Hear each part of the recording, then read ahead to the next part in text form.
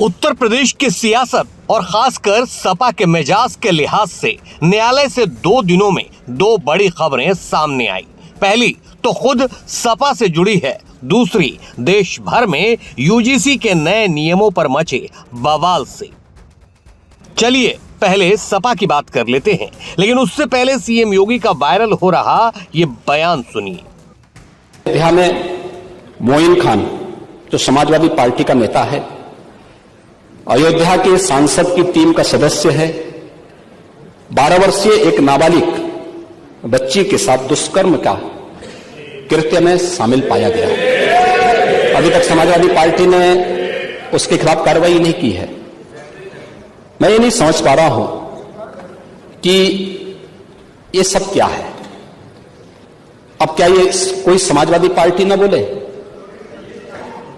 आपका active member है, आपके सांसद के साथ बैठ रहा है, खा रहा है, उनके साथ चल रहा है, लेकिन इस प्रकार के, और यह अति पिछड़ी जाति से जुड़ी हुई एक बालिका से जुड़ा हुआ मामला है, और इस प्रकार की घटिया हरकत में वह लिप्त है, लेकिन तब भी उसको हल्केपन से उड़ाने का काम, यानी हल्केपन से लेने का काम होता है।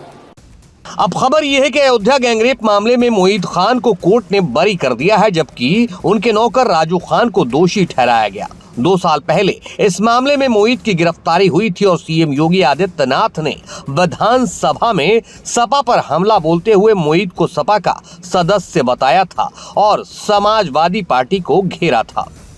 अयोध्या में 29 जुलाई 2024 को मोहित खान नाम के बेकरी वाले और उनकी बेकरी में काम करने वाले राजू खान के खिलाफ नाबालिग लड़की से गैंगरेप के आरोप में एफआईआर दर्ज की गई थी। इस एफआईआर के बाद मोहित को जेल भेज दिया गया।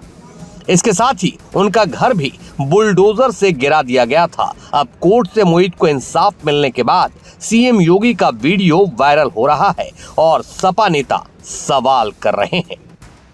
न्यायालय से ये बात साफ हो गई है, ये बात स्पष्ट हो गई है कि उन्होंने जो भी किया है वो प्रेजुडिस भाव से किया है, क्योंकि वो माइनॉरिटी के थे और समाजवादी पार्टी से संबंधित थे, इसलिए अपमानित करने के लिए उन्होंने किया, इस केस में डाला और उनके घर पर बुलडोजर चलाया, जो कि बिल्कुल गलत है और ये लोकतंत्र की हत्या है।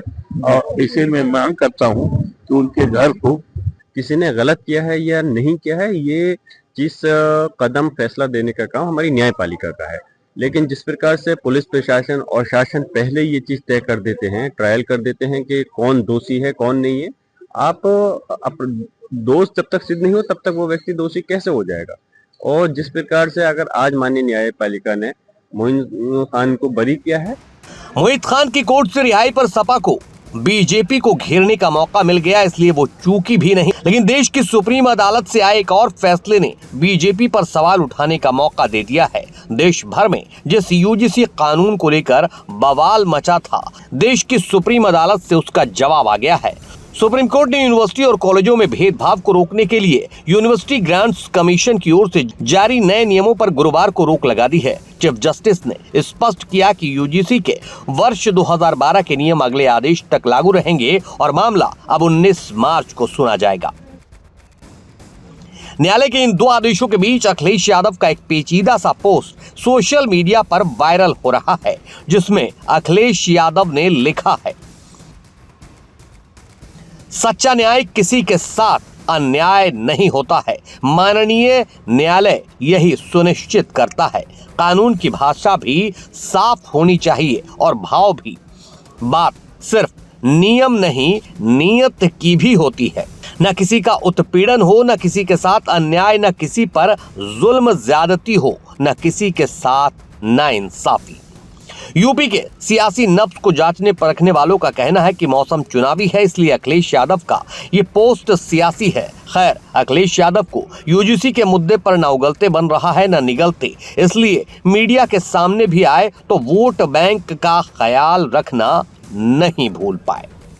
दोषी जो हो वो बचे नहीं और निर्दोष के साथ अन्याय न हो, ये हम सबका यही मानना है। और इससे पहले भी रेगुलेशन आए थे 2012 में, और 2012 के रेगुलेशंस में कमी क्या रही या उसमें क्या क्या फैसले हुए थे या किस तरह का यूनिवर्सिटी या वहाँ के लोगों ने व्यवहार किया था, टेकअप किया था उनके चीज़ों को।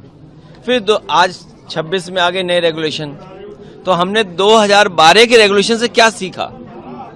और जब हमारा संविधान कहता है कि हम कहीं भेदभाव नहीं कर सकते हैं, तो संविधान और जो हमारे तमाम कानून हैं उसके बाद भी भेदभाव होता, अन्याय होता है समय समय पर। इसी वजह से सड़कों पर बीजेपी के लोग भी उतर गए हैं। अब देखिए, सुप्रीम कोर्ट के बाद सुप्रीम कोर्ट में जो बात है, तो सुप्रीम कोर्ट का तो सब कुछ स्वीकार करना पड़ेगा, लेकिन उससे भी महत्वपूर्ण बात यह कि बजट आने वाला है। बजट की आड़ लेकर अखिलेश यादव यूजीसी पर साफ साफ कोई भी स्टैंड लेने से बचते नजर आए।